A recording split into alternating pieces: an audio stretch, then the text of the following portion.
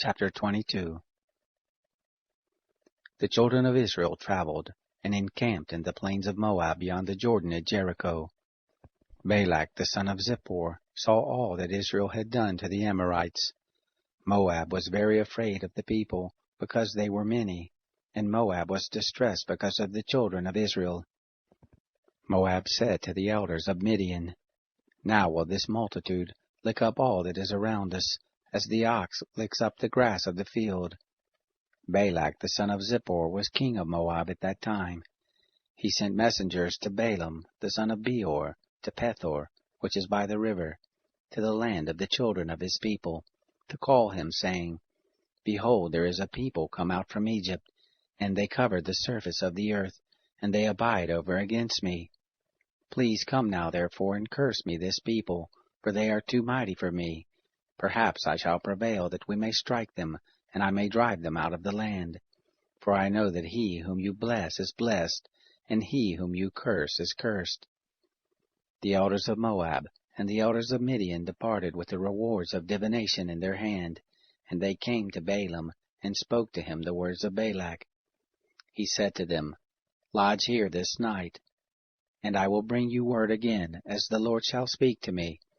And the princes of Moab abode with Balaam. God came to Balaam and said, "Who are these men with you?"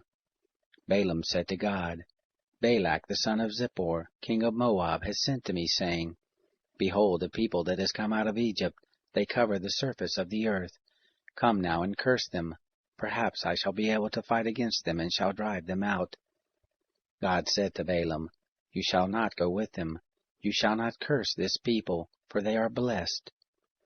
Balaam rose up in the morning and said to the princes of Balak, "Go back to your land, for the Lord refuses to give me leave to go with you." The princes of Moab rose up, and they went to Balak and said, "Balaam refuses to come with us." Balak sent more princes, more honorable than the first. They came to Balaam and said to him, "Thus says Balak the son of Zippor, Please let nothing hinder you from coming to me, for I will promote you to a very great honor, and whatever you say to me I will do. Please come therefore and curse this people for me." Balaam answered the servants of Balak, "If Balak would give me his house full of silver and gold, I can't go beyond the word of the Lord my God to do less or more. Now therefore please wait also here this night, that I may know what the Lord will speak to me." God came to Balaam at night and said to him, "If the men are come to call you, rise up, go with them, but only the word which I speak to you, that shall you do." Balaam rose up in the morning, and saddled his donkey, and went with the princes of Moab. God's anger was kindled because he went, and the angel of the Lord placed himself in the way for an adversary against him. Now he was riding on his donkey, and his 2 servants were with him. The donkey saw the angel of the Lord standing in the way, with his sword drawn in his hand, and the donkey turned aside out of the way and went into the field, and Balaam struck the donkey to turn her into the way. Then the angel of the Lord stood in a narrow path between the vineyards, a wall being on this side, and a wall on that side. The donkey saw the angel of the Lord, and she thrust herself to the wall, and crushed Balaam's foot against the wall, and he struck her again. The angel of the Lord went further, and stood in a narrow place, where there was no way to turn either to the right hand or to the left. The donkey saw the angel of the Lord, and she lay down under Balaam. And Balaam's anger was kindled, and he struck the donkey with his staff. The Lord opened the mouth of the donkey, and she said to Balaam, "What have I done to you, that you have struck me these 3 times?" Balaam said to the donkey, "Because you have mocked me. I would there were a sword in my hand, for now I would kill you." The donkey said to Balaam, "Am I not your donkey, on which you have ridden all your life long to this day? Have I ever done this to you before?" And he said, "No."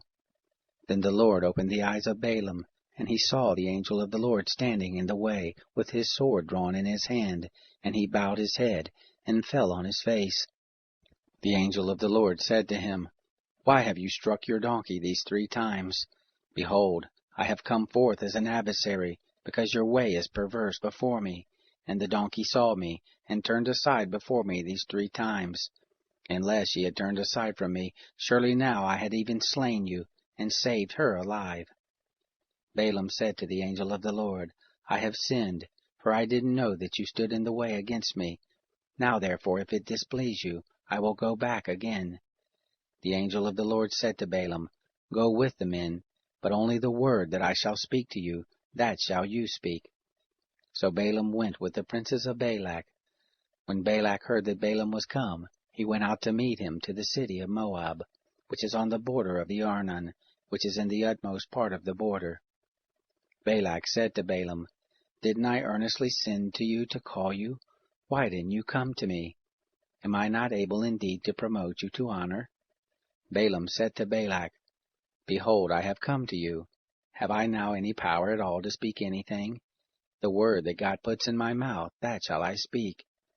Balaam went with Balak, and they came to Kiriath-Huzoth.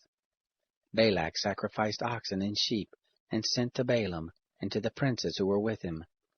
It happened in the morning that Balak took Balaam, and brought him up to the high places of Baal, and he saw from there the utmost part of the people.